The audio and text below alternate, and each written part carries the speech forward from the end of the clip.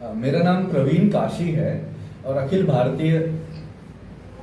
अखिल भारतीय अध्यक्ष हूँ मैं टोटो यूनियन का। अभी जो प्रेस वार्ता है उसका जो उद्देश्य है हम लोगों का, लगातार पिछले कई दिनों से हमारी शासन प्रशासन से जो टोटो चालकों का उत्पीड़न हो रहा है उस पर हमारी बातचीत हो रही थी। हमने ये कहा था कि 13 मई को हमारी बातचीत, अगर हमारी मांगे पूरी नहीं होती हैं तो हम 13 मई को अनशन शुरू करेंगे। क्या मांगे? हमारी मांगे हैं कि जो स्टैंड, पार्किंग और चार्जिंग की व्यवस्था नगर निगम को करनी थी, वो व्यवस्था न दे करके सिर्फ वो क्या हमें कर रहे, प्रताड़ित कर रहे, उत्पीड़ित कर रहे।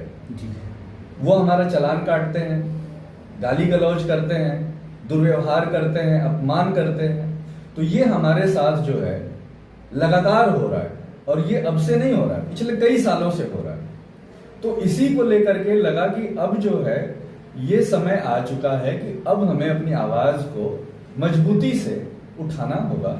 उसी को लेकर के हमने सत्याग्रह करने का सोचा और ये सत्याग्रह जो है अनशन के रूप में, आमरण अनशन के रूप में 13 मई से तय किया गया।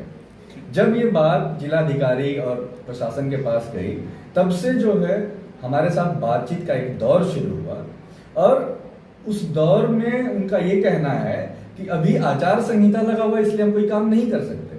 हम ये कह रहे थे कि जब आचार संहिता नहीं लगा था तब आपने काम नहीं किया, अब आचार संहिता लगा इसलिए काम नहीं कर सकते, तो हम लोगों का काम होगा कब? तो ये सवाल है। हम ये कह रहे हैं कि जो मोदी जी ने एक साथ 2 चीजें शुरू की 2016 में, क्योटो मतलब स्मार्ट सिटी और टोटो, दोनों का शुभारंभ एक साथ बनारस में होता है, प्रधानमंत्री मोदी जी के द्वारा होता है, लेकिन दोनों की दुर्दशा बहुत बुरी तरीके से अभी हमारे सामने है।